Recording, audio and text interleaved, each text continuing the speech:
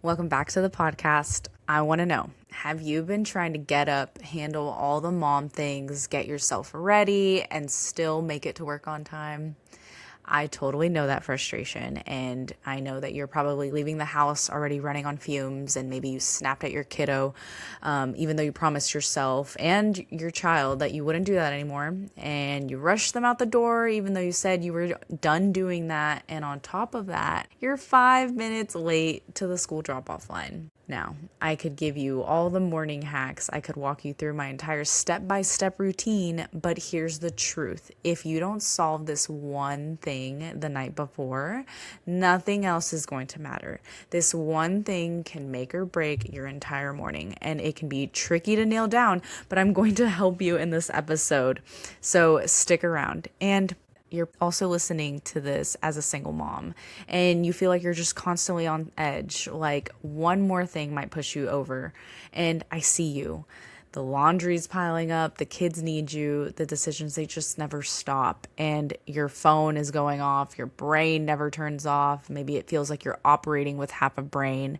And by the end of the day, you're just exhausted, not just physically, but emotionally, mentally. And you're probably wondering, like, why can't I handle this better? Like, when am I going to get a break? When am I finally going to have time for just me? Well, I'm here to tell you it's not because you're weak. It's not because you just are terrible with managing your time. It's just because that you're caring too much. And that's why I created something special. Starting March 23rd, I'm hosting a free 5-day workshop called Chaos to Calm, designed specifically for Christian single moms who are tired of surviving and ready to start thriving. So for 5 days, you're going to gently reset your life, your schedule, your mental load, your commitments, and invite God back into the center of it all. Not with any pressure, rush, or hurry, not even with perfection, but with clarity. And if you just exhaled a little hearing that, this is exactly for you. It's completely free, and if you want to join the waitlist, you'll get access when it opens. You don't have to keep carrying this and everything else alone. Let's move from chaos to calm together.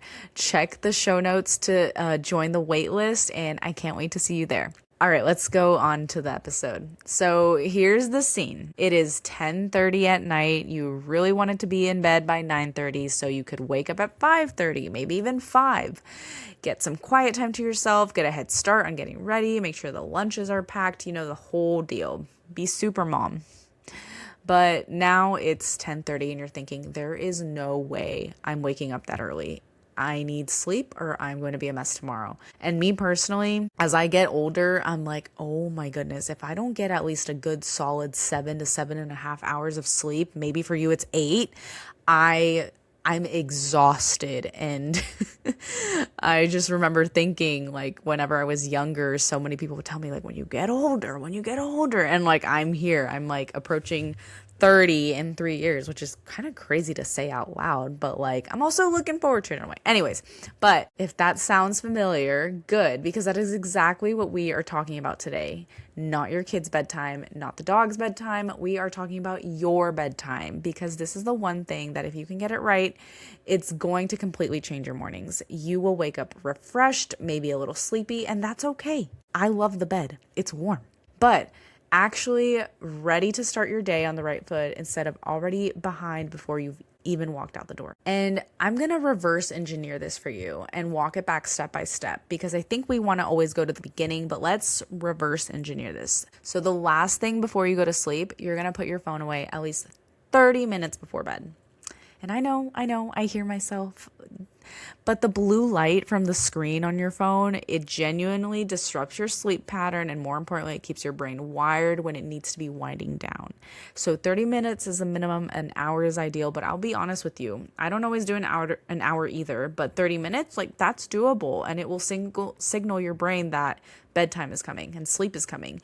And it's fun to like kind of say like, oh, I'm putting my phone to bed now, But before you put your phone away, do a quick sweep of what you need for the next morning. Are the lunches prepped? Is your outfit picked out if that's the type of person you are? Is there a school form that needs to be signed, an event time that you need to check, an email you need to send? Handle all of that before the phone goes away for the night, because then otherwise you're just going to be reaching for it.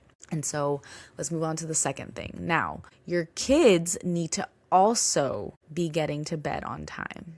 And this might open up a whole different can of worms. But before you say anything, yes, I know that I said we were not talking about the kids' bedtime, but hear me out. Getting your children down at a consistent, reasonable time every night does two things. It helps them build a healthy routine. It helps you get your evening back. That window after they're asleep is yours for prep work, for skincare, maybe a workout, journaling, whatever it is. We're just sitting in the quiet for 5 minutes. And I want you to know that prep work is self-care.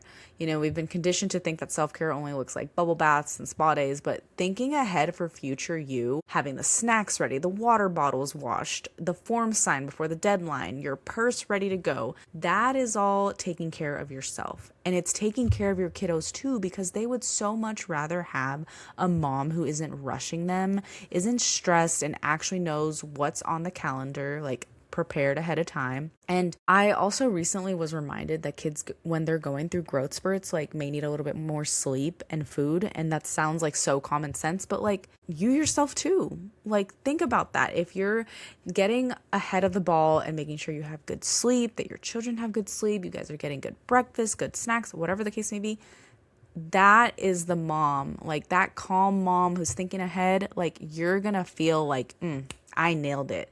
And that feeling, I will say, is good. It gives you momentum. It gives you motivation to keep showing up in the way you want to. So it's worth a try. But you might be listening to this on your lunch break and thinking like, how am I going to pull this off? And I want to encourage you, and you don't have to overhaul, like restart your whole life, everything today. No. You can start with one thing tonight, just one. Maybe the one thing can be getting your kids to bed on time at the set that you actually would. That's it. That's the first step. And if you're wondering how in the world to actually get your kids to follow a bedtime routine, I have got you.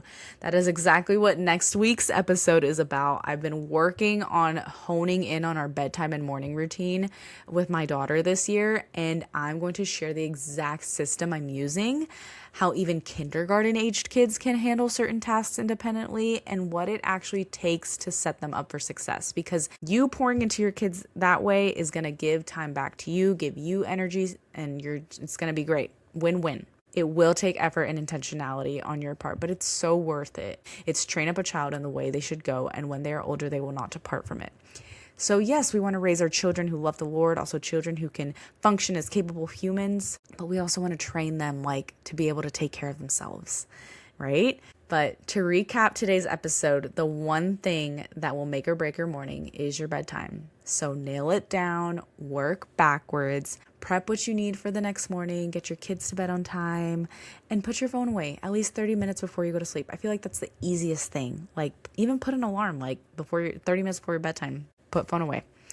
Easy things like that. I love little productivity things like that, little things. And I am not here to shame you or tell you that you're doing everything wrong. No. In fact, I want you to be better in a way that is like, oh my goodness, I'm going to look back 1 year and think about 2026 me, and I'm going to be proud of the growth that I had.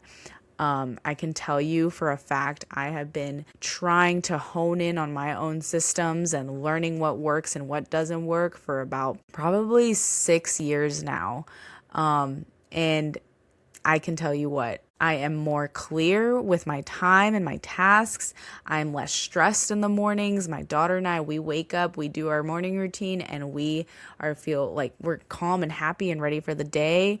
I am not trying to always be on the go, even though life may feel like that. No, I'm telling you, you can do it. And so I just want to encourage you with that.